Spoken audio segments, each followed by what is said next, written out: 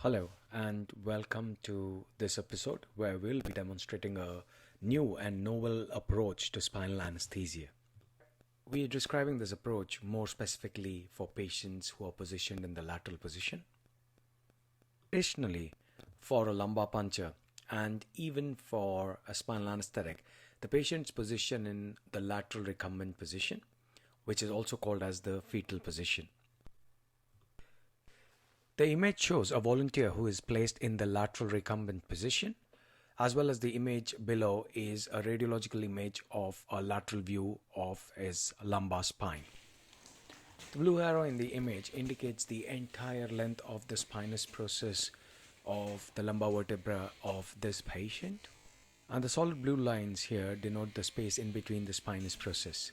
The assumption has always been that in full flexion the distance of the interspinous space increases so that the anesthetist or the operator has sufficient space to direct his needle into the interlaminar space then and gets into the subdural and the subarachnoid space. It's great when that can be done, but as we know, in some patients, especially patients having trauma, patients having fractured neck of femurs, or patients having proximal femoral fractures, it's almost impossible to get the legs flexed. Hence, Dr. Maclean tried to find out if we could innovate a new approach where patients could have a lumbar puncture done when the patient has the legs extended. He recruited a volunteer and took his consent and then took serial images of his back in the lateral as well as the AP view. Studied a considerable amount of radiographic images to find out if there was any approach which could be described on the basis of these images. X-ray shown above, you can clearly see that the vertebral bodies of L2, L3, L4 and L5 is marked. The yellow circles which are there is the interlaminar space you would use to actually introduce a needle and get into the subarachnoid space. You can see from this image, this space usually lies in between the spinous processes of the lumbar vertebra. The next image is very important because it denotes the upper and the lower ends of the spinous process. We would call this as the highest point of the spinous process, which is indicated by the red square, and the lowest point of the spinous process, which is indicated by the white square. You will notice that we have marked the red squares and the white squares both in the AP as well as the lateral view. These are very important landmarks when we are going to discuss the Maclean's point through which we would be doing the Maclean's approach, which is this novel approach to spinal anesthetic.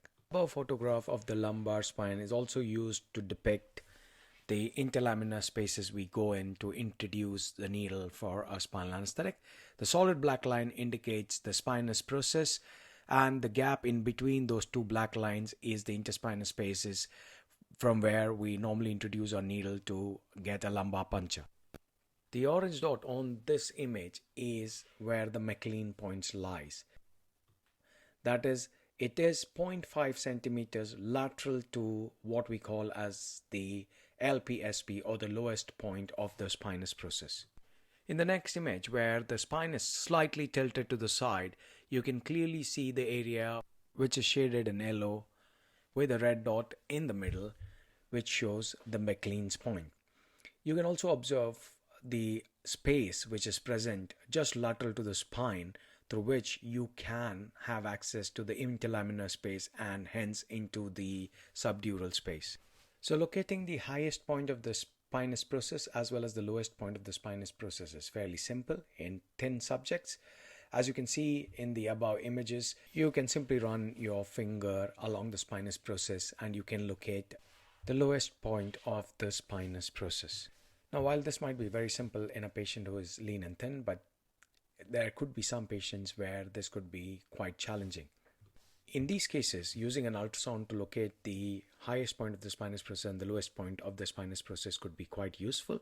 A linear or a curvilinear probe can be placed along the back to have a good visual of the spinous process. As you can see with this water bath image of the spine, you can see the spinous process having two squares, the red square denoting the highest point of the spinous process and the white point denoting the lowest point of the spinous process.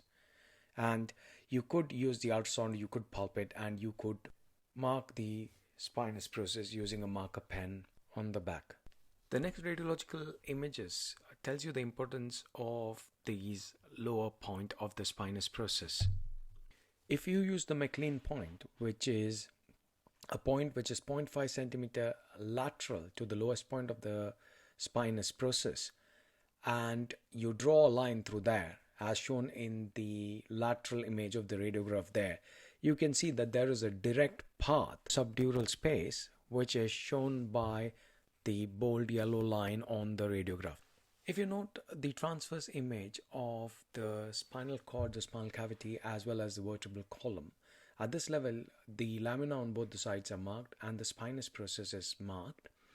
And if you go 0.5 centimeters away from the spinous process, which we are calling as the Maclean point, you can see that the dural sac clearly extends way beyond this point laterally.